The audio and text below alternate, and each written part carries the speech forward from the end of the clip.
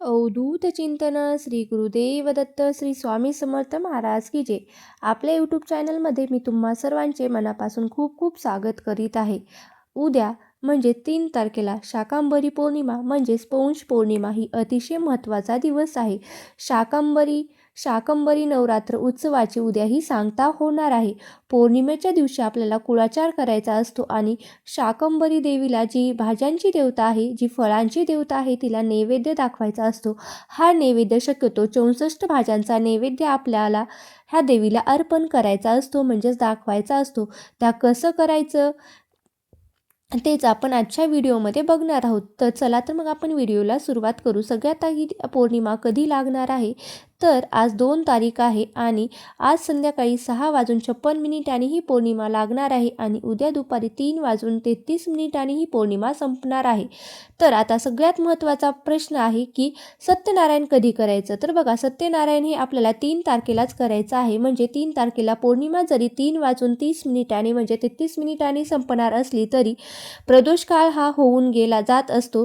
तरीसुद्धा उदयतिथीनुसार पौर्णिमा ही 3 तारखेची ठरली जाणार आहे. त्यामुळे पौर्णिमा लागली आहे 3 तारखेला, त्यामुळे सत्यनारायण देखील आपल्याला हा 3 तारखेलाच करायचा आहे.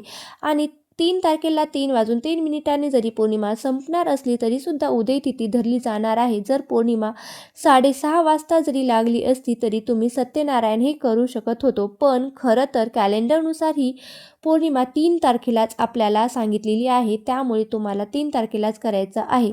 आता ज्यांना शक्य होत नाही त्यांनी 6 वाजता मांडून अगदी पौर्णिमा लागल्या सुरुवात केली तरीही चालतं का? तर ज्यांना शक्य असेल त्यांनी करायची इच्छा आहे, ज्यांची इच्छा आहे त्यांना 2 तारखेला करण्याची, त्याने 2 तारखेला केलं तरीही चालतं. पण ज्यांना शक्य होणार नाही त्यांनी दुसऱ्या दिवशी म्हणजे 3 तारखेला देखील सत्यनारायण केलं तरीही चालतं. अर्थात 3 तारखेला सत्यनारायण ही पूजा कॅलेंडरवर दिलेली आहे.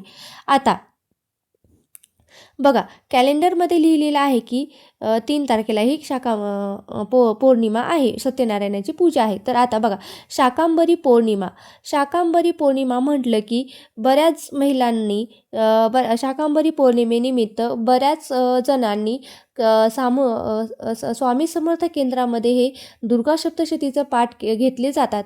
आता प्रत्येक स्वामी समर्थ केंद्रामध्ये सामूहिक दुर्गा सप्तशती पाठ घेतले जातात आणि आमच्याही लातूरच्या स्वामी समर्थ केंद्रामध्ये शाकंभरी पौर्णिमेनिमित्त हे दुर्गासप्तीचे पाठ घेतले जातात. आता त्यामध्ये बऱ्याच महिलांनी ह्या दुर्गा सप्तशती ग्रंथाचे पारायण हे केलेले आहेत. पण ज्यांना काहीही करणं शक्य झालं नाही त्यांनी उद्या मात्र खूप महत्त्वाची सेवा आहे, ती मात्र चुकू नका. आता शाकंभरी देवी ही फळांची देवता आहे आणि तिला 64 भाज्यांचा हा नैवेद्य दाखवला जातो. आज ही परंपरा आहे. प्रत्येक केंद्रामध्ये ही सांगितलं जातं की आमच्या आता प्रत्येक केंद्रामध्ये 64 भाज्या आणल्या जातात आणि प्रत्येकीने म्हणजे जेवढ्या काही बायका स्वामी समर्थ केंद्रामध्ये जातात, कोणी 1, कोणी 2, कोणी 4 अशा काही भाज्या ह्या घेऊन जात असतात. आता अशा करून घेऊन गेलं तरीही खूप अशा भाज्या जमा होतात. आणि तर बघा, तुमची इच्छा असेल तर तुम्ही 64 भाज्यांचा नैवेद्य दाखवू शकता. जसं 64 भाज्या एकत्रित करून तुम्ही नैवेद्य दाखवू शकता. जर काही दाखवणं झालं तर तुम्ही शाकंभरी देवी तिसरी कोणी नसून साक्षात जगदंबा आहे, माता पार्वती आहे. मग आता तिच्या स्मरणात किंवा तिच्या आठवणीस आपल्याला 64 भाज्या दाखवणं शक्य झालं नाही तरी तुम्ही साधा वरण भात भाजी पोळी म्हणजे वरण भात चपाती भाजीचा तुम्ही नैवेद्य दाखवू शकता.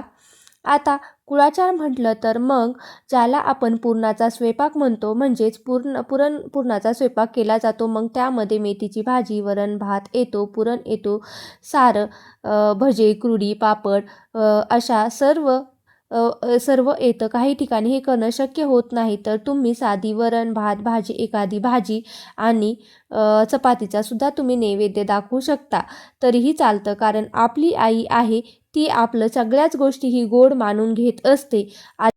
ज्यांची कुलदेवी शाकंभरी देवी आहे, ही कुलदेवी त्यांच्या घरात अजूनही 64 भाज्या बनवल्या जातात आणि त्याचा नैवेद्य दाखवला जातो.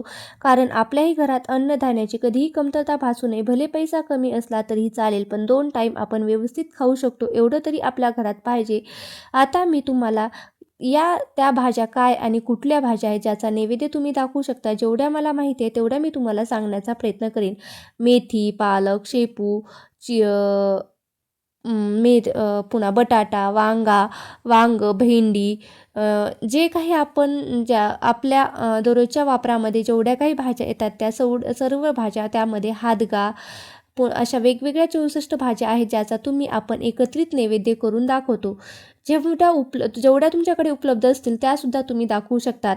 आता त्यानंतर तुम्ही हादगा, शेवगा, मिरची, घेवडा, भेंडी, कांदा, बटाटा यासुद्धा तुम्ही भाज्या म्हणून नैवेद्य दाखवू शकतात. त्याचबरोबर वालं, वाटाणे, हरभरे, चवळी, तोंडली, आवळा, घोळ, आंबट चुका, फुलगोबी, पत्तागोबी, ज्या काही तुम्हाला जेवढ्या काही भाज्या एकत्रित करून तुम्ही त्या दाखवल्या जातील तेवढ्या तुम्ही दाखवू शकता. त्याबरोबर तुम्ही दोडके, भोपळे, कारलं, मेथी, जेवढ्या काही तुम्हाला मिळतील तेवढ्या भाज्या तुम्ही एकत्रित करून जेवढ्या शक्य असतील त्याची भाजी करून तुम्ही दाखवण्याचा प्रयत्न करा. आता प्रत्येक घरात कुळाचार केला जातो. तुमच्या घरात ती पद्धत असेल तर तुम्ही ती सुद्धा करू शकतात. म्हणजेच काय तर पुरणाचे दिवे कसे करायचे ते काय करायचं, पुरण घ्यायचं आणि एका ताटलीमध्ये थापायचं.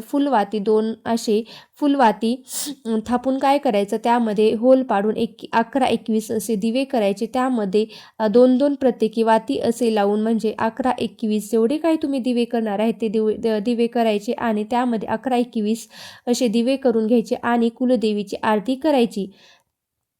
आणि कुलदेवीची आरती झाल्यानंतर तुम्ही जर 64 भाज्या केल्या असेल तर त्याचा नैवेद्य दाखवू शकतात किंवा तुम्ही साधा वरण भात, भाजी पोळी म्हणजेच वरण भात चपाती याचासुद्धा नैवेद्य तुम्ही दाखवू शकतात. पण नक्कीच उद्या कुलाचाराचा भाग हा खूप महत्त्वाचा आहे. उद्या करायला मात्र नक्की विसरू नका. जेवढं तुम्हाला करता येईल तेवढं करण्याचा प्रयत्न करा.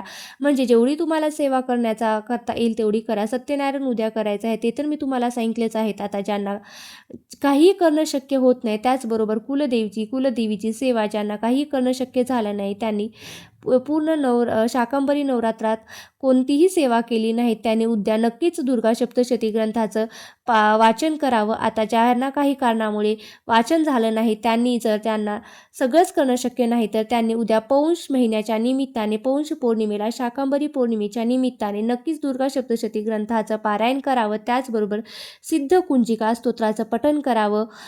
जेवढं फळ तुम्ही दुर्गा सप्तशती वाचल्यामुळं मिळतं तेवढंच तुम्हाला फळ हे सिद्ध कुंजिका स्तोत्राचं पठण केल्यामुळेही मिळत असतं.